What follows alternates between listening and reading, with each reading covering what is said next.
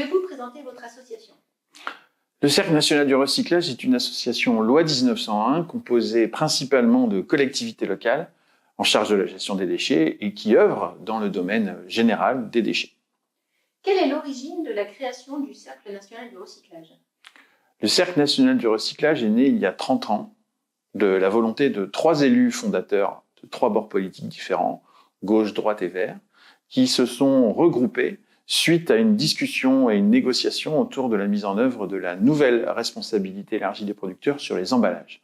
Les élus, au fur et à mesure des discussions, se sont rendus compte qu'ils avaient été victimes d'un marché de dupes et ont décidé de créer une structure qui voulait développer le recyclage, mais qui voulait aussi beaucoup défendre l'intérêt des collectivités locales dans l'élaboration des textes réglementaires. Quelles structures peuvent adhérer au Cercle national du recyclage ? Beaucoup de structures peuvent adhérer à notre association. Essentiellement, les collectivités locales en charge de la gestion des déchets. Communautés de communes, communautés d'agglomération, métropoles, syndicats de collecte, syndicats de traitement. Mais il y a aussi les associations de protection de l'environnement et de défense du consommateur, les fédérations professionnelles et les sociétés d'économie mixte et SPL qui œuvrent dans la gestion des déchets. Combien d'adhérents avez-vous actuellement ?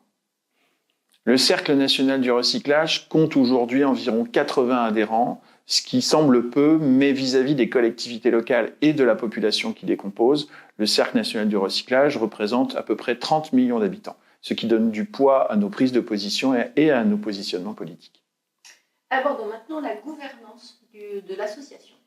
Comme beaucoup d'associations, le Cercle national du recyclage est piloté par un conseil d'administration où 22 personnes siègent, dont 17 sont des collectivités locales, 3 des associations de protection de l'environnement et de défense du consommateur, 1 les fédérations professionnelles et 1 personne pour les SEM et SPL qui œuvrent dans le domaine de la gestion des déchets.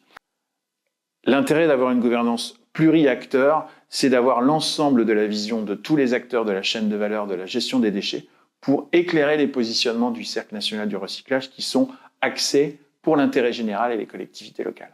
Le Cercle national du recyclage est aussi piloté par un bureau qui est composé d'un président, de 2 vice-présidents, d'un trésorier et d'un secrétaire. Quel est le rôle de l'association ?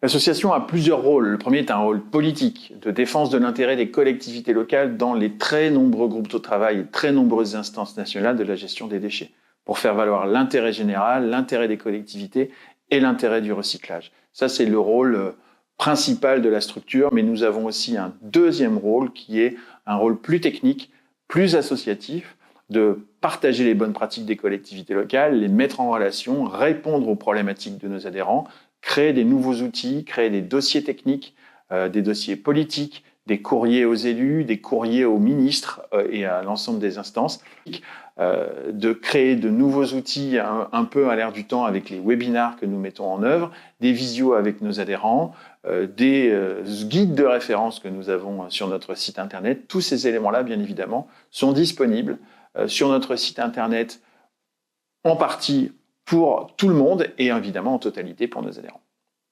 Et pour faire tout ça, vous êtes combien au sein du Cercle national du recyclage ? Au Cercle national du recyclage, nous avons une équipe de 5 personnes composée, donc moi principalement, le chef d'orchestre de l'équipe pour mettre en œuvre tous les sujets et toutes les problématiques que nous avons décidées au sein du conseil d'administration.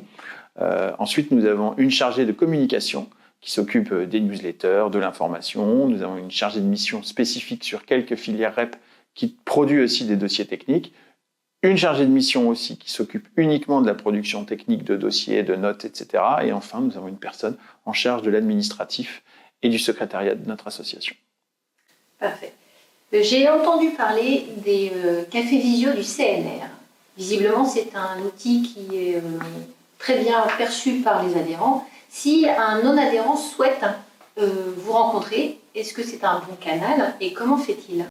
Bien évidemment, les cafés visio du CNR sont à destination de nos adhérents. C'est un lieu de rencontre par visio pour donner un point d'actualité de l'ensemble des sujets que nous traitons actuellement au niveau national, mais aussi pour rencontrer nos adhérents de manière en visio et de répondre à leurs questions et leurs problématiques sur le terrain et de faire justement un partage et une mise en relation des collectivités locales qui peuvent s'échanger leurs contacts pour aller plus loin vers l'avant sur leurs sujets, les problématiques qu'ils ont en commun.